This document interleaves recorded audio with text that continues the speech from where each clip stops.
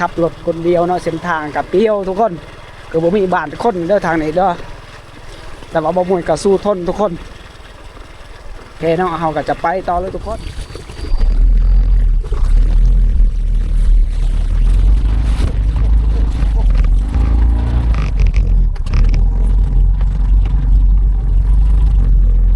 ยากดีเด้อทุกคน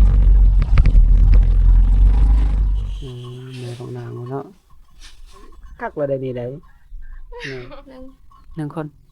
บ่ใช่ ซ้าย1คนผู้หนึ่งเอื้อยผู้หนึ่งเอาผู้เดียว เอาพวกคนบ้านใด ปานนี้ สบายดีทุกคนตอนนี้เนาะเบาโมยก็ฮอดเพื่อนของสาวสวนอีกเด้อทุกคนประเดี๋ยวเบาโมยได้เลาะไปหาเพื่อนของสาวสวนแล้วสุดท้ายก็มาพ่อเพื่อนของสาวสวนอยู่นี่แล้วทุกคนแล้วก็พอเราก็มี3สาวด้วยทุกคนเรามีไอ้น้องรวมทั้งหมดคือ3คนมีแต่คนเป็นสาวมีแต่คนงามๆเราก็25ปีพอดีนางสวนก็19ปีแล้วก็น้องสาวก็16ปีทุกคนแล้วก็มีแต่คนงามๆเนาะพอดีมื้อนี้บ่ได้นัดน้องเพิ่นเด้อบ่มวยไปเลยเนาะไ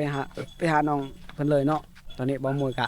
บ่ได้นอนอาทิตย์หนึงเลยทุกคนได้นอนก็น้อยเดียวเพราะว่าตัดคลิปลงคลิปเนาะก็อยากให้ทุกคนเนาะที่เข้ามาเบิ่งเนาะก็ฝากติดตามด้วยทุกคนโอเคเนาะเฮาก็จะไปหาสาวสวนอีกเลยเด้อทุกคนโอเคคนเดียวเพราะว่าเบาคมก็กลับบ้านเนาะแล้วก็เบาวิธีไทยบ้าน SM เนาะFM เนาะ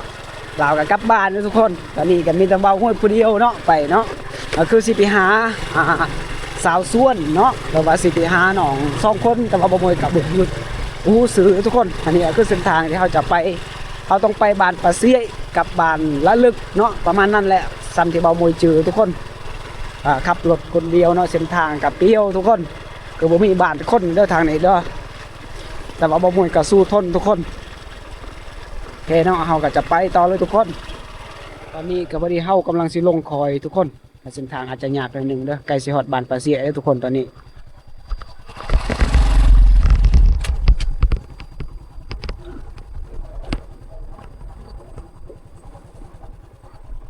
โอ้มันมีห้วยทุกคนห้วยลายนี้เส้นทางตรงนี้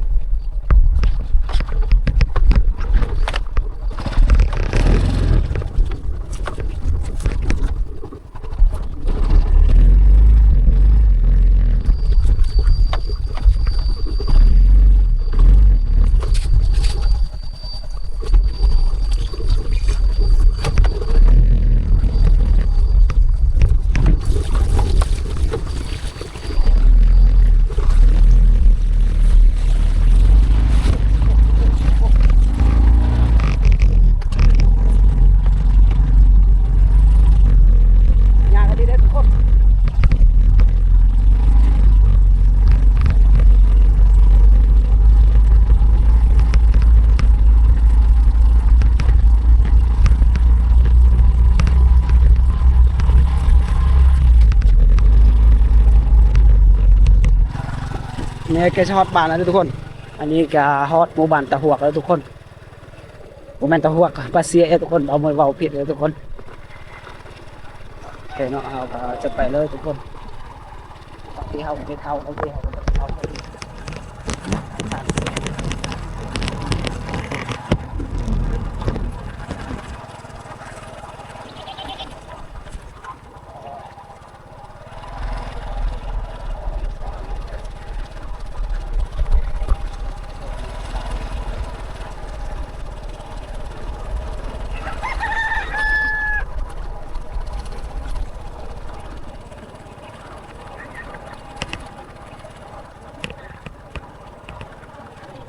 พอดีเฮาก็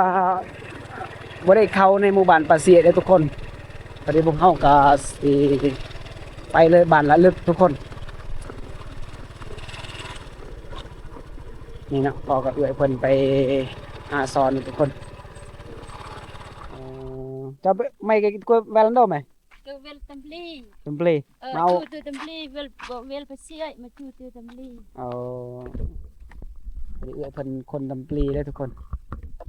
คนปาเสียเนาะไปอยู่ตำปลีแม่นแหละทุกคนเดี๋ยวไปกัน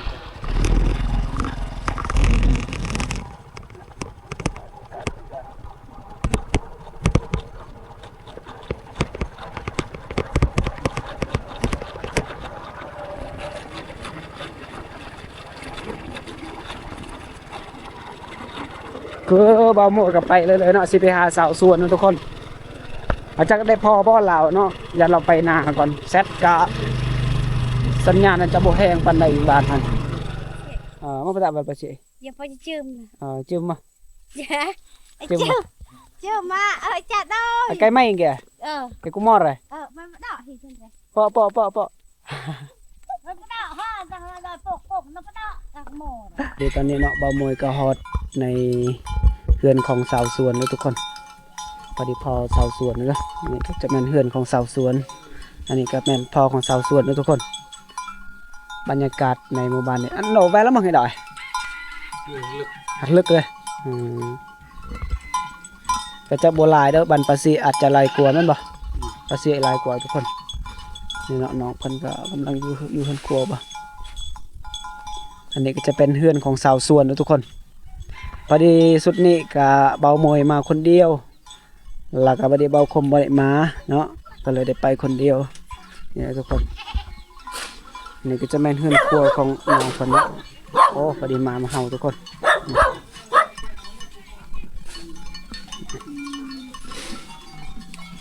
ก็จะเป็นเฮือนของเราเนาะก็จะเป็นเฮือนครัวทุกคนพอดีคนเขาสาวสวนก็มาเลยสิฮะตัวไม่เจอล่ะเจอตัวบอนน่ะจักคนไม่อัดตะดุงนะเก่าคนพี่น้องคนดูนี่เก่าคนนะทุกคนเมื่อนี้เราตั้งใจสิมา2คนสุดท้ายคนหนึ่งกับสารวัตรก่อนยังบ่โมยังบ่ทันกลับเด้อสิไปหาสาวสวนก่อนสิเมืองเดี๋ยวเราบ่ได้เห็นสาวสวนก็เปิดเพลงดังเลยไม่เลยพอจะเนาะพอจะบ่หายบ่ฮอดทายแฟนหายเนาะพอบ่หายดอกมีแต่แฟนหายนี่นะน้องมาดูทุกคนทุกคนยังให้อยากไปถ่ายสาวสวนทุกคนไปหั่นน้องกับเอื้อยน้องสาวบ่เอื้อยก็เป็นผู้สาวบ่ฮะแม่นบ่สามารถเข้าได้บ่ก็บอกก็ขึ้นไปได้บ่ได้อ๋อโอเคเนาะเฮาก็จะขึ้นไปเบิ่งไผนี่เอ้ยไผบ่แม่นเฮาก็จะเข้าไปเบิ่งหน่อยนึงแล้วทุกคนนี่นะเอาเด้อโอ้มีแต่ผู้สาวทุกคนนี่ไงมีแต่ผู้สาวเดี๋ยวอีกมันตัวมัน อันนี้ก็จะเป็นเฮือนของสาวสวนนะทุกคนเฮือนเราก็จะประมาณนี้อยู่กับรวมทั้งหมดกับ9คนนะทุกคนประเด็นตอนนั้นเบาโมยได้ไปอยู่ว่าสิออกไปทางพุ่นแล้วพอดีพ่อน้องส่วนอยู่แคมป์ทางน้องส่วนว่าสิไปเบิ่งหมากสาลีบ่ประมาณนั้นแหละสิเบิ่งหมากสาลีทุกคนอันนี้ก็จะเป็นน้องของเราเด้อน้องก็งามเนาะเอื้อยก็งามแสดงว่าพวกเจ้ามี3สาวอีกคือกันเนาะป้าได้พอ3สาวเว้ยคิดว่าสิบ่ได้พอนางส่วนอะไรนี่เนาะเขาไปถามเขาก็ว่าเจ้าเขาถามว่าไผเจ้าถามเขาว่าส่วนบ่ฮู้แต่ว่ามีผู้หนึงเอื้อยผู้หนึงว่าฮู้ก็เลยไปแม่เจ้าบ่หั่นแม่ของนางเนาะ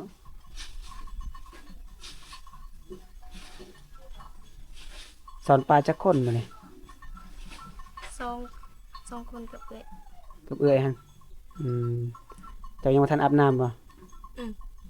เอื้อยอาบแล้วเนาะคนงามบ่อาบก็งามอยู่แล้วนะ ไอ้ตัวก็ว่าอยากไปนำแล้วได้ FM เห็นบ่นี่เฮาไปคนเดียวเฮาเห็นแล้วได้น้องเพิ่นได้น้องว่าน่าฮักเอหลีมานี่ก็มากับไป2เทื่อเนาะมาสุดนี้ก็มาฮอดเทื่อแล้วได้ตอนนี้ได้บ่ฮู้ว่าสาวสวนสิเครียดก็บ่เครียดบ่ฮู้ดอกเราเครียดก็เครียดในใจบ่เป็นหยังดอกเฮาเห็น น้องเพิ่นก็น่าฮักเอหลี19ปีแล้วเนาะเจ้าเนาะน้องเพิ่น19ปีแล้วทุกคนสูงก็สู้ได้น้องสวนซ้ำค่อยแล้วนี่1.60เพราะว่าเขายางตอนนั้นได้ว่าจะมี3สาวคือกันได้พอดีคอยมาแต่สาวอีหยังวะสาวน้ำแล้วก็เลยแวะไปหาเจ้าเลย สาวน้ำบ้านใด ปานกระจาม อ๋อ อันนี้ก็จะเป็นน้องสาวอยู่เลยฮู้ป่ะเราก็ว่าฮู้ได้เจ้าเลยรู้จักอยู่แล้วป่ะเราว่าเคยเห็นเจ้าไหมป่ะเจ้าเคยไปบ้านเราป่ะ เคยอยู่เทื่อหนึง อืมไปเฮ็ดหยังล่ะ ไปกินดอง อ๋อดองไผเด้ ดองอันนั้นดองหมู ดองหมูบัดเจ้าได้สิไปกินดองอยู่ไสเอ็กบัดนี้ ยังบ่ฮู้ว่ะ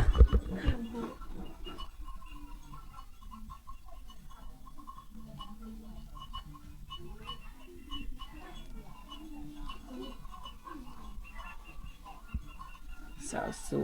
สวนคนงามทุกคน พอมวยหากระหอดนี่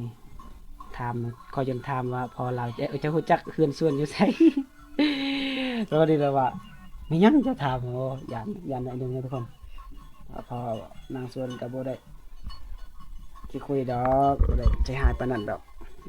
พอของเราก็ใจดีดอก เราก็แปลกใจแล้วบ่เคยเห็นจากคนมาแต่ไสมาแล้วก็ถามลูกสาวเลยเว้ยลูกกับลูกสาวไผสิบ่ฮู้เว้ยจะเป็นผู้เท่าใดลูกหั่นน่ะ ไป ผู้ที่ห้า ผู้ที่สี่ ผู้ที่สี่เนาะเพื่อเจ้าซื้อจังได ฮัก หักเนาะโอ้ยหักแท้บ่ ฮักเขต100% หักแท้100%ได้กันสมมุติมีว่าอ้ายสิมาเล่นน้ำได้บ่อยู่นี่บ่อ้ายคนทางสวรรค์นะสิมาเล่นนะธนานะอยู่นี่นะ เดี๋ยวต้องทำพอ ก็ถามพ่อก่อนกันพ่ออนุญาตกันก็ได้นะเพราะว่าอ้ายว่าสิไปมื้อนี้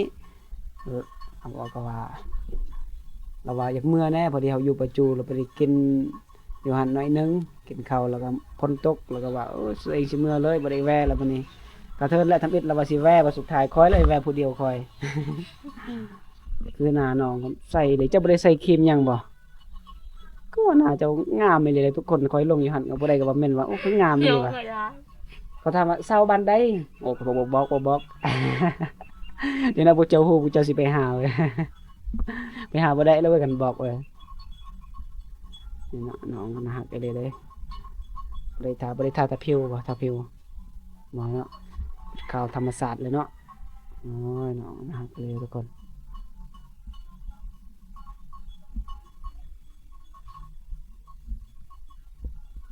ตอนเพลนนี่กินหยัง กินปลาโซนนั่นแหละ ไปสอนได้หลายบ่ บ่ไร ได้บ่2ถ้วย3ถ้วย บ่ ไปสอนอยู่ไส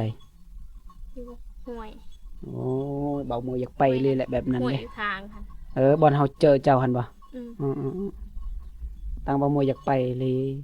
เป็นหยังเจ้าไปสวนคือบ่สวนเอื้อยน้องจะไปนำ แล้วเขาอยาก อ๋อ เลยไปกับน้องอ่า อืมการเนาะไปผู้เดียวเนาะอันนี้เป็นห่วงแทนเจ้าเลย บ่อยากให้ไปคนเดียว ไปใส่ก็ไป2-3คนเนาะหน้าตาบ่งามๆ เอานะมีแฟนแล้วบ่ สด สดลอยตัวเจ้ลอยแต่มื้อนี้นะมื้อแรงแล้วบ่สดอีกโอ้ยน้องมันก็งามเลยทุกคนยิ้มหวานเลยเด้อสดแท้บ่น้องเจ้า สดเปิด3ค่ะ อ๋อ บ่มีไปเอา บ่แม่นบ่มีไผเอาจอนเลือกหลาย ว่าได้เลือกบ่มีไปจีบ อ๋อถ้ามีคนจีบนี่จีบติดนี่โอ้คันมีคนแต่งเมื่อสวรรณเขตจะเมื่ออยู่บ่ใกล้ๆนะสวรรณเขตทางเมืองนองนั่นนะออกไปหันเท่าเมืองนองเมืองพีน่ะไปบ่ทางนั้นไปอยู่บ่ อยู่แหละถ้ามีคนมา โอ้ ฟังเด้อ AFM น้องเพิ่นว่าคันมักนี่ก็มาจีบเด้อก็ไม่ไปสมัครไปอยู่ได้เด้อทางนั้นเด้อ ประเดี๋ยวจะนี่แหละน้องส่วนอายไปหาสาวส่วนก็บ่แม่นว่าสิหยอกอายซื้อได้นี่เด้มาหาแท้เจ้าจะใส่ครีมอีหลีเฮาเห็นหอยแบบหอยครีมเขา แต่ว่าเจ้าหัน บ่ได้มีใดนี่เบาโมจนแนมคักเลยได้นี่ได้นี่บ่มีเลยทุกคนหนาวน้องสะอาดสะอาดเลยทุกคนแบบธรรมศาสตร์ทุกคนสาวตะโอยเด้อทุกคนนี่สาวตะโอยคนงามในบ้านระลึกแม่นบ่ระลึกบ้านระลึกเด้อทุกคน อายเจ้าจักคน หนึ่ง หนึ่งคนบ่เจอ น้องชายหนึ่งคน น้องชายหนึ่งคนเจ้า3คนเนาะแล้วว่า สี่คนผู้หนึ่งเอื้อยผู้หนึ่งเอาผู้เดียว เอาพวกคนบ้านใด ปันนี้ อ๋อ เดี๋ยว บัดเจ้าได้เอาบ้านใด ยังบ่รู้เรื่อง ยังบ่ฮู้เทื่อเนาะ ยังหาอยู่ตอนนี้ยังหาคู่อยู่โอ้ยน้องเพิ่นยังหาคู่อยู่เด้อบ่ได้ที่สนใจก็สามารถมาแวะมาเที่ยวมาเล่นกับน้องเพิ่นได้เด้อก่อนสิไปเล่นนี่ให้น้องเพิ่นถามพ่อก่อนเด้อคือมื้อนี้นี่ข้อยไปฮอดเฮือนนี่ข้อยบ่ได้ถามพ่อเลย ข้อยอยากไปกับน้องไปสอนป้าแบบนี้บ่ไปหาหน่อไม้น้องไปเสียหญ้าบ่แบบนี้บัดนี้เฮาก็สิไปเสียนำกันแล้วก็ทายน้องเพิ่นเลยเด้อทุกคนน้องเพิ่นก็ฮักเบิ่งใดก็บ่เบื่อดอกน้องเพิ่นน่ะคือทุกคนเห็นนั่นแหละบ่ได้ใส่ครีมบ่ได้ใส่หยังมานั่งเล่นนำกันเด้ปกติคันเฮาไปเล่นผู้สาวในบ้านนี่เฮาจะอยู่เทิงเฮือนบ่หรือว่าอยู่กลางเฮือนเขาบ่ให้ขึ้นเล่นอยู่เทิงเฮือนเนาะ บ่ อืมคือชนเผ่าตะโอยเนาะในหมู่บ้านลึกนี่ก็เขาเจ้าบ่ให้ไปเล่นผู้สาวอยู่เทิงเฮือนเนาะบ่คือเขตเมืองสมุยเฮาได้ไปเล่นผู้สาวนี่คันมีห้องผู้สาวแบบนี้ เข้าไปเล่นเลยอยู่ในห้องผู้สาวหั่นตุ้มผ้าห่มอีก เฮ็ดเลยในเมืองสมุยนั่นน่ะได้เขาตุ้มก็บ่แม่นว่าสิตุ้มนอนกอดกันบ่แม่นดอกแบบตุ้มเข้าตีนซื่อๆแบบนี้นะแข่งขาแบบนี้ แล้วก็หยอกกันเลยทุกคน แต่ว่าเขตชนเผ่าตะโอยบ่แม่นอันนั้นเด้อกันเป็นผู้บ่าวผู้สาวก็ต้องนั่งไปลมอยู่กลางเฮือนบ่แม่นเนาะเพราะว่าอยู่ใกล้ๆจะเฮือนก็ประมาณ5-6 เมตรนี่แหละแต่ว่าไกลหลายก็บ่ได้เองเนาะ แถวทางได้บ่ ตามแบบ ตามเฮาลมกันน้อยจังได๋ คันฟังพ่อแม่คันเพิ่นบ่ให้ไปไกล โอ้ ถ้าบ่ฟังก็ไปใส่เลยไปใส่ก็ได้ คันฟังพ่อแม่นี่พ่อแม่บ่ให้ไปไกลเด้อลูกให้จะอยู่ใกล้เฮือนนี่แหละ แต่ว่าก็บ่ฟังพ่อแม่พวกเบาแล้วเราก็ไปก่อนไป ไปอยู่ทางก็ได้ ผู้ชายนี่เขาบ่อยากให้อยู่ใกล้ๆเฮือนแหละแม่นแต่ว่า1นี่เขาอาย2นี่เขาก็บ่อยากอยู่มันเป็นปกติของผู้ชายอะดอกนั่นแหละส่วนหลายเขาจะอยู่แต่เฮือนนี่ก็อย่างน้อยที่สุดก็ประมาณจัก5-6 เมตรนี่แหละสำนั้นแหละอย่างจังน้อยพอเห็นหยอกผู้สาวกันพอไล่ตีนี่อย่าเลยนี่ก่อนเว้ย บ่อยู่ไว้นี่ก่อนคนบ้านใดนี่เดือยไผจ้ะ งัว หวยงัวอ๋อไก่เติบเนาะมีแต่คนเดียวบ่ลูกล่ะอืมมีแต่คนเดียวได้ลูกสาวเนาะ อยู่ อืมเบิ่งได้ FC บัดเบิ่งไอ้หยังอะมือของเบาโมยนี่ต่างเลยเด้อกับมือน้องพุ่นนะ เทียบกันบ่ได้เลยเด้อหนึ่ง บ่จักดำบ่จักไอ้หยังเลยนี่ดำแล่เลย บัดเบิ่งมือน้องพุ่นนะเทียบกันบ่ได้มื้ออื่นไปใช้มื้ออื่น บางทีไปดำนาหน้าบ่าว อ๋อ อยู่บ้านหับ มันละครับ อืม หับผู้ฮะ หับทง หับตรงหับผู้ใส่เท่านั้นเองเนาะคือว่ามื้ออื่นน้องชวนว่าสิไปดำนาอยู่ใช่ หับทง หับธงเนาะแต่บางทีก็บ่ได้ไปแม่นบ่ไปหมด3 คนเลยบ่ แม่น ขี่รถไปบ่ ขิดสิง รถเสียงบ่มีรถจักร บ่มีแล้วจักพี่แล้ว ขี่รถเสียงตึงตึงตึงตึงเนาะเส้นทางบ่ดีแต่ว่าเส้นทางแบบนั้นแค่แน่แม่นเนาะถ้าคนไปส่งมีคนอยากไปส่งให้ได้เต้ไปส่งซื่อๆนะฮอดนั่น ยันบ่อยากขี่รถเสียงอาจจะเจ็บก้นหน่อยนึงเนาะกันนะขี่ไกลแม่นบ่มันบ่คักได้ขี่รถเฉพาะเขาแก้มันแก้ไม่เองแหละส่วนหลายบ่เฮ็ดอายติอายไปถ่ายมื้อนี้ บ่ จากใจบ่ค่อยเครียดในใจเจะอยู่ปากเลยว่า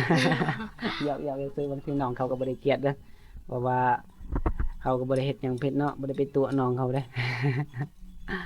มีแต่ว่าแซดถามว่าน้องเฮ็ดหยังมื้อนี้ประมาณนั้นแหละว่าน้องเพิ่นก็ตอบเนาะแต่ว่าบ่แม่นแนวอื่นเนาะพอดีบ่หมดไปมื้อนี้บ่หมดก็เห็นนะสัญญาณมันจะบ่แฮงเนาะสัญญาณบ่แฮงได้เดี๋ยวนี้เด้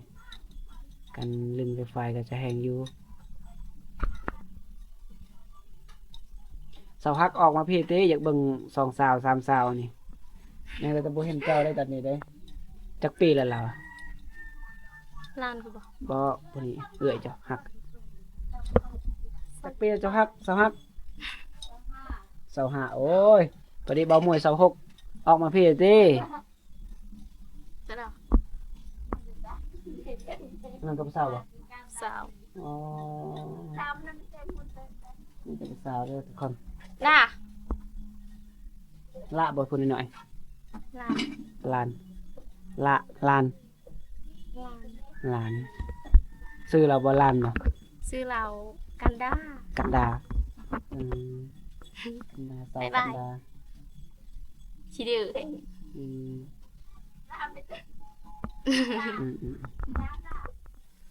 ว่าจะว่าบ่มีแฟนเนาะตั้งแต่เกิดมาน้องส่วนว่าบ่เคยมีแฟนและบ่เคยมีผู้ใดมาหาฮอดเฮือนเนาะบัดบุญทรงเฮือตะโอยเจ้าก็เคยไปติ เคย ก็บ่ได้พอผู้บ่าวอยู่หั่นบ่เขาบ่ได้มาจีบบ่ได้มาทักบ่เคยบ่ บ่ ไปนำไผล่ะซั่น ไปน้ำมูก หมู่ผู้ชายผู้สาว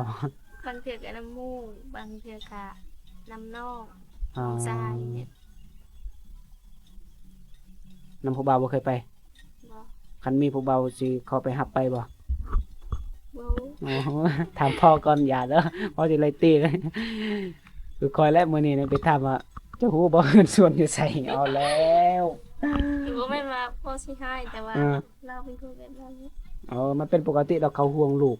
ของเขาไปสิบ่ห่วงบ่ฮักเนาะลูกสาวตัวเองลูกก็บ่แม่นว่าสิเป็นคนขี้ดื้ออีกเนาะเป็นคนที่ฟังความพ่อแม่รู้จักเฮ็ดเวียกเฮ็ดงานโง่ตัวนอเลยสาวฮักเลยไอ้แน่ไม่เลยไม่รุ่นใกล้ๆรุ่นเดียวกันแต่ว่าค่อยอายเจ้าปีหนึ่งไกลกันสิติดต่อผู้บ่าวให้นี่นะเอาบ่ผู้บ่าวคนไทยนี่ หรือสิเอาคนสวรรณเขตก็มีนะเด้อคนสมวยกับบักหลายๆนี่แต่ละมื้อนี้มีแต่เอื้อยไผจะบ่เฮ็ดกิน บางมื้อก็เฮ็ดช่วยกันนั่นแหละ อืม อยากหลายเฮ็ดช่วยกันเล็กน้อยเดียวกันมีแต่เฮ็ด อืมจังได๋สิหน้อไม้นี่ตักขายแล้วสิตักกิน ขาย อืม ขายบ่ได้ก็กิน ขายบ่ได้ก็กินเนาะกินก็ยังแซ่บคือเก่าเนาะมักแบบใดมักกินหน้อไม้ บ่ได้ก็ได้ แบบใดก็ได้กินหมดเนาะอืมอยู่บ้านนี่อาชีพหลักนี่ก็เฮ็ดนาหรือเฮ็ดไร่ เฮ็ดเป็นซองหั่นแหละคันมี ก็ คันมีนาก็เฮ็ดทั้งนาทั้งให้ อืมแต่ว่ากุ้มบ่กินแต่ละปี บางปีก็กุ้มบางปีก็บ่กุ้ม แต่ว่าได้ซื้อเขาวนี่ประมาณจักล้านหมดปีหนึงเวลาที่บ่กุม บ่ฮู้ โอ้โหเนาะสุดพ่อแม่เนาะพ่อแม่เป็นผู้บริหารนี่เนาะอันนี้ก็จะแม่นเอ่ยไปเนาะอ๋อไอ้สลีเนาะสลีเนาะมักสลีตัวเฮาไปเบิ่งมื้อนั้นบ่นั่นบ่ บ่เด้ตัวนั้นมันกินเบิดแล้วตัวนี้ หมดแล้ว น้องเอามาแต่ไปจูหั่น อ๋อปัจจุดอนนะอืม นี่น้องไปจูตอนเช้านี่ คือบ่จงให้บ่าวมวยแหน่ตัวเฮาไปหานะ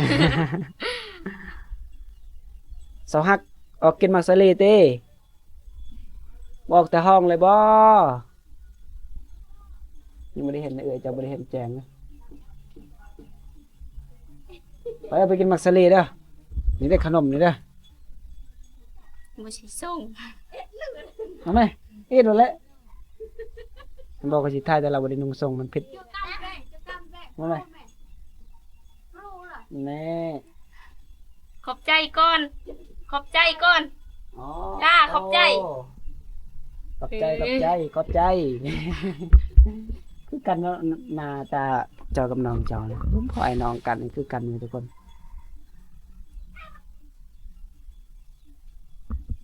สิไปอาบน้ำจักโมงกลางคืนมาต้องเป็นยานคนแนมเลยคนงามคนแนมเบิดด้วยไปอาบน้ำอยู่ห้องน้ำบ่เลยอยู่บนน้ำเล่นฮะน้ำเล่นน้องเพิ่นไปอาบน้ำอยู่น้ำเล่นนะทุกคน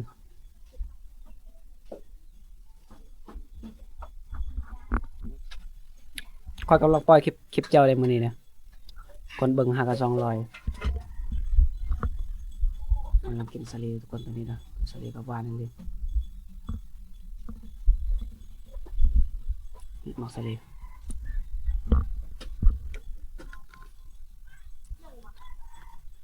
เอาทายนะได้ก็งามหมดสาวสวนกินได้มักสลีสวนอยากเบิ่งเจ้ากิน บ่ไปอินแหละ อิ่มแล้วบ่จะกินยังอิ่ม ก็นี่แหละ อาหารยังที่เจ้ามักที่สุดเจ้ามักกินน่ะ กินทั่วไป บ่สิ่งที่เจ้ามัก อันไหนก็มักแหละ คือบ่ม่วยนี่มักอาหารทะเล รู้จักช่องนั้น รู้จักบ่อื บ่ ม อยู่หานก็บ่เคยไปกินเขา อืมนี่แหละ กินอยู่หันมีเคมีหลายกินแบบธรรมชาติเท่านี้ครับ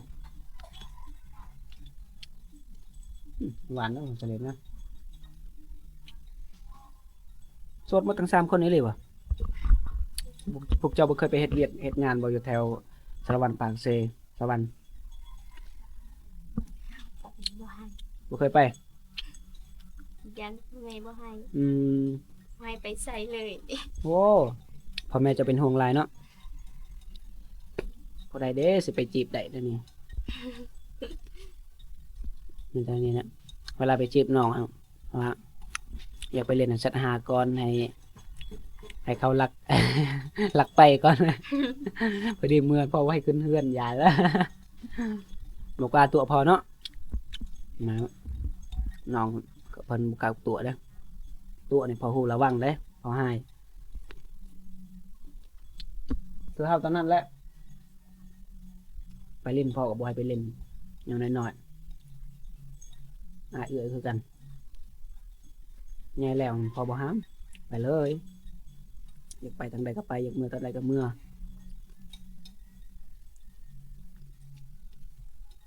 สุดหน้านี่จะถามพอจะเด้อเราจะมาเล่นอยู่นี่ได้บ่สิมาประมาณ2หรือว่า3คนนี่แหละสูงสุดแต่ว่ามื้อนี้เอ็นหมู่ก็เมื่อสวรรค์ผู้หนึงก็เมื่อสารวันยังจะคอยแล้วบ่ทันเมื่อ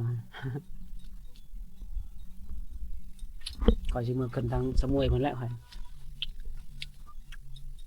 ช่วงก็ไปเก็บกาแฟเจ้าบ่ได้ไปเก็บกาแฟบ่อ๋อพ่อแม่เจ้าฮู้นี่เนาะ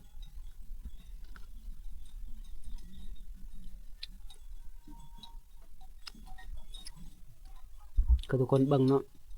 ระหวังสาวสวนกับสาวน้ำผู้ใดที่งามกว่ากัน สาน้ำแหละ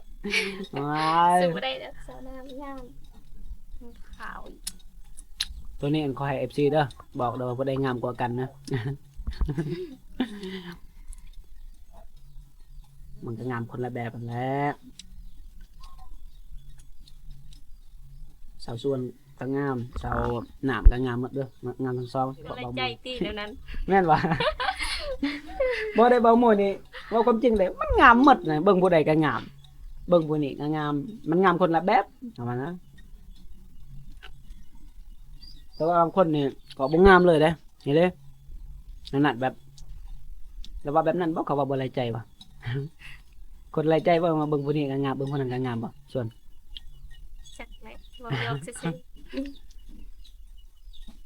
ไรตัวแหละเบิ่งผู้นี้ก็งามผู้นี้เอาแล้วเบิ่งน้องงามน้องเบิ่งเอื้อยงามเอื้อย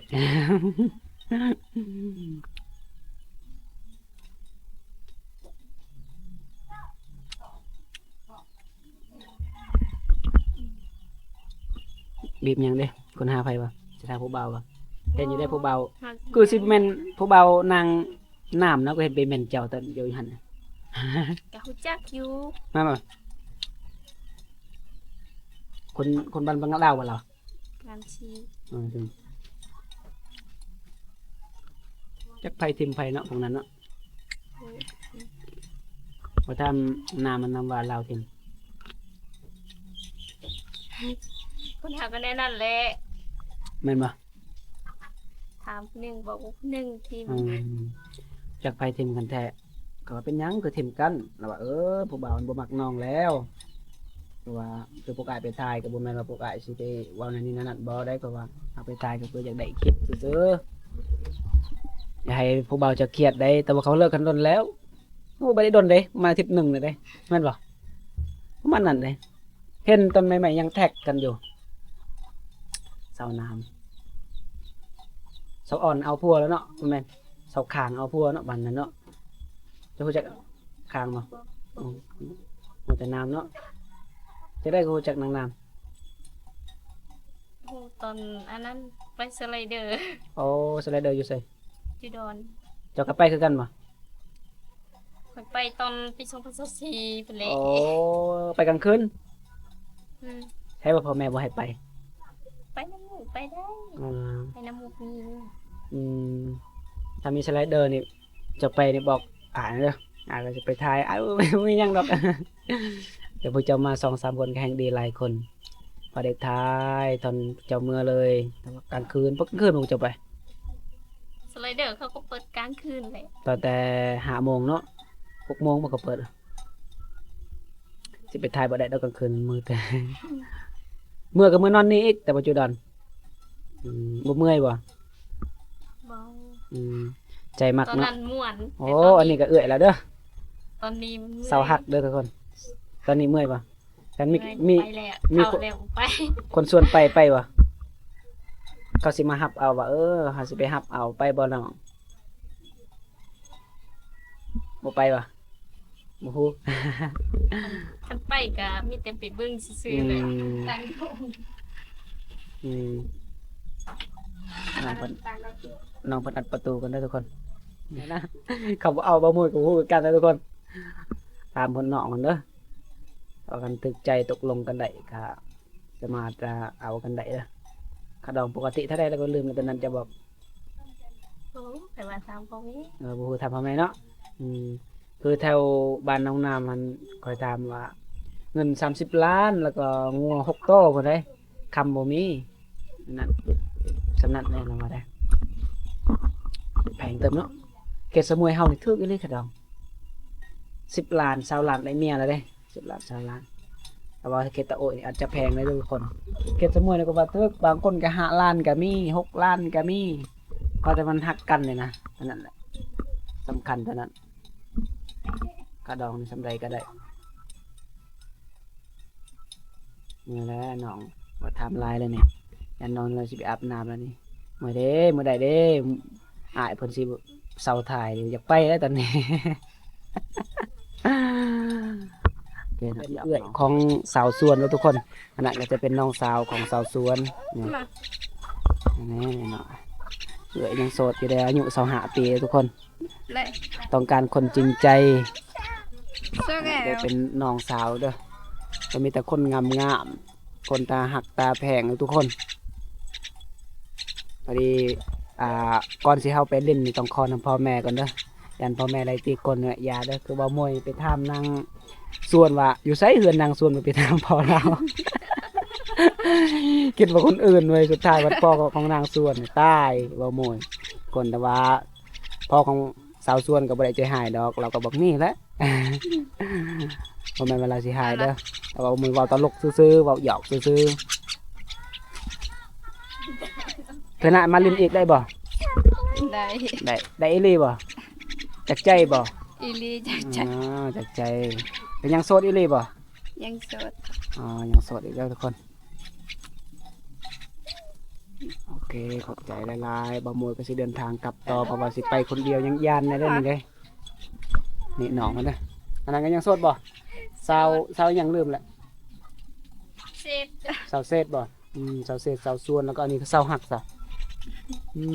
สาวหักได้ทุกคนโอเคสบายดีทุกคน ตอนนี้เนาะพอดีเบาโวยได้ฮอดในเฮือนของสาวสวนแล้วก็ได้ล้มกับน้องเพิ่นเด้อน้องเพิ่นก็อาจจะเมื่อยแน่จากการสอนปลาไปสอนปลากับ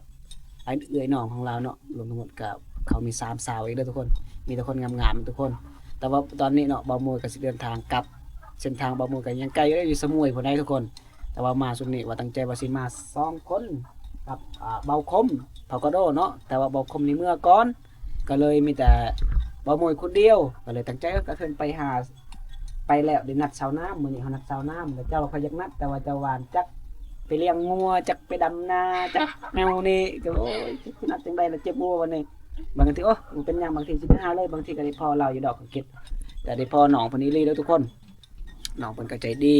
เนาะก็ฝากทุกคนที่เข้ามาเบิ่งเนาะก็ฝากกดติดตามหรือกดกำลังใจให้เบามวยสามารถเม่นได้อยู่ในหันเด้อเพราะว่าเฮาก็สามารถที่แต่ว่าพี่น้องคนใดที่อยากไปเบิ่งสาว